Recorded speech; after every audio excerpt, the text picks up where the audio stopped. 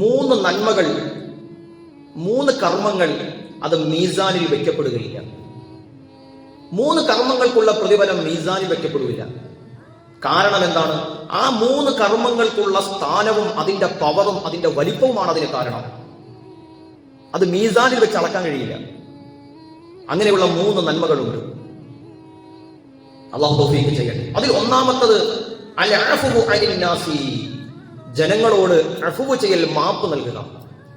നമ്മളോട് മറ്റൊരാൾ ചെയ്യുന്ന ക്രൂരതകൾക്ക്, നമ്മളെ ബുദ്ധിമുട്ടിപ്പിക്കുന്ന പ്രശ്നങ്ങൾക്ക് പകരം നമ്മൾ മാപ്പ് കൊടുക്കുക എന്ന വലിയ മനസ്സ്, അതിനുള്ള പ്രതിഫലം മീസാൻ വെക്കാൻ കഴിയില്ല. കാരണം അതിന് അത്രമാത്രം കാര്യമുണ്ട്. പക്ഷെ അത് ചെയ്യാൻ നമുക്ക് കഴിയുമെന്നുള്ളതാണ്. അഫ്വ് എന്ന് പറയുന്നത് അല്ലാഹുവിന്റെ സ്വഭാവമാണ്. സൃഷ്ടാവായ എന്റെ സ്വഭാവം എന്റെ സൃഷ്ടികൾക്കുണ്ടായി കഴിഞ്ഞാൽ അതിന്റെ പ്രതിഫലം ഞാൻ നിശ്ചയിക്കും. അല്ലാഹു തൗഫീഖ് ചെയ്യട്ടെ. പരിശുദ്ധ റമദാനിൽ പോലും അവസാനത്തെ 10കളിൽ നാം ഇതിനെക്കുറിച്ച് പറയാറുണ്ട്. അല്ലാഹുമ്മ ഇന്നക അഫ്വുൻ തുഹിബ്ബുൽ അഫ്വ ഫഅഫു അന്നാ യാ കരീം. അല്ലാഹുമ്മ ഇന്നക അഫ്വുൻ, അല്ലാഹുവേ നീ മാപ്പ് നൽകുന്നവനാണ്. ഫഇന്നക തുഹിബ്ബുൽ അഫ്വ, നീ മാപ്പ് ചെയ്യാൻ ഇഷ്ടപ്പെടുന്നവനാണ്. ഫഅഫു അന്നീ, എനിക്ക് മാപ്പ് നൽകണേ അല്ലാഹ്. ഈ അഫ്വ്, ഈ മാപ്പ് ഒരാൾക്ക് തന്റെ സഹജീവികളോട്, തന്നെ ഉപദ്രവിച്ചവരോട്, തന്നെ വേദനിപ്പിച്ചവരോട് ചെയ്യാൻ കഴിഞ്ഞാൽ, മാപ്പ് നൽകാനുള്ള വിശാലമായ മനസ്സ് കാണിച്ചാൽ അല്ലാഹു സുബ്ഹാനഹു വ തആല അതിനുള്ള പ്രതിഫലം റബ്ബ് നിശ്ചയിക്കും. അളവറ്റ പ്രതിഫലമാണ്. അതിനെ മീസാനിൽ വെച്ച് അളക്കാൻ സാധ്യമല്ല. അത്രത്തോളം അതിന് വലിപ്പമുണ്ട്. ഹബീബായ നബി സല്ലല്ലാഹു അലൈഹി വസല്ലമ തങ്ങൾ പറയുകയാണ്, അല്ലാഹുവിന്റെ സമുന്നതമായ കോടതിയിൽ അല്ലാഹു വിളിച്ചു ചോദിക്കുമത്രേ, ഐനൽ അഫൂൻ, മാപ്പ് നൽകിയവരെവിടെ, മാപ്പ് നൽകുന്നവരെവിടെ? ഐനൽ അഫൂന അനിന്നാസ്, ജനങ്ങൾക്ക് മാപ്പ് നൽകിയവരെവിടെ? അത്രയും ഹൃദയലോലമായ ജനങ്ങൾ, അത്രയും ഹൃദയത്തിൽ കാരുണ്യമുള്ള മനുഷ്യരെവിടെ? ഹലുമോ, നിങ്ങൾ മുന്നിട്ട് വരിക, നിങ്ങൾ പെട്ടെന്ന് വരൂ. അള്ളാഹുവിന്റെ കോടതിയിൽ അവരെ ക്ഷണിക്കുകയാണ്.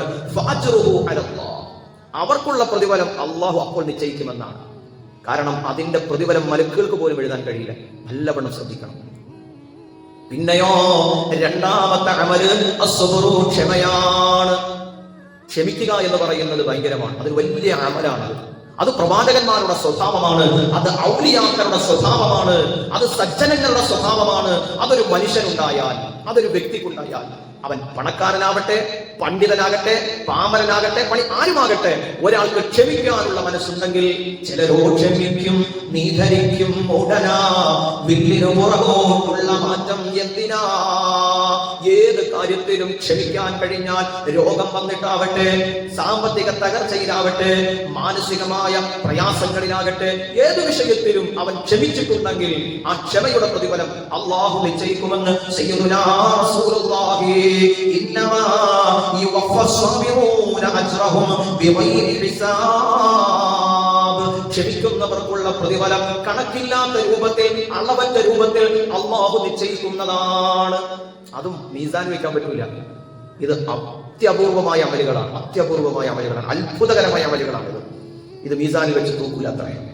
മൂന്നാമത്തെ അമലാണ് ഞാനും നിങ്ങളും നിലനിൽക്കുന്ന, അനുഷ്ഠിച്ചുകൊണ്ടിരിക്കുന്ന നവൈതു സൗമവദിൻ അൻ അദാഇ ഫർദി റമദാനി ഹാദിഹി സനതി ലില്ലാഹി തആല, പരിശുദ്ധ റമദാനിന്റെ പകലുകളിൽ നിയ്യത്ത് വെച്ചുകൊണ്ട് നാം അനുഷ്ഠിച്ചുകൊണ്ടിരിക്കുന്ന നോമ്പാണ് മൂന്നാമത്തെ അമല്. അതൊരിക്കലും മീസാനിൽ വെച്ച് തൂക്കാൻ കഴിയില്ല.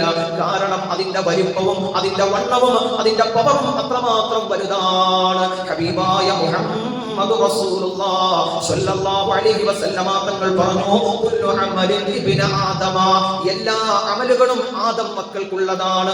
എല്ലാ അമലുകൾക്കുള്ള പ്രതിഫലം അല്ലാഹു നിശ്ചയിച്ചിട്ടുണ്ട്. പക്ഷെ നോമ്പിന്റെ ഒഴികെ, നോമ്പിന്റെ അമലുകൾ ഒഴികെ, നോമ്പിന്റെ അമലിന്റെ കൂലി അസ്സൗമുലി വഅന അജ്സി ബിഹി, നോമ്പനിക്കുള്ളതാണ്.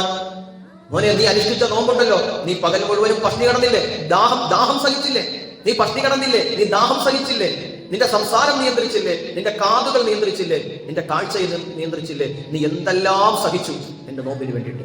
ആ പൂർണ്ണമായ നോമ്പിലേക്ക് നിന്റെ റമദാനിനെ നീ എത്തിച്ചിട്ടുണ്ടെങ്കിൽ ആ നോമ്പിന്റെ കൂലി മീസാനിൽ വെച്ച് തൂക്കാൻ കഴിയില്ല.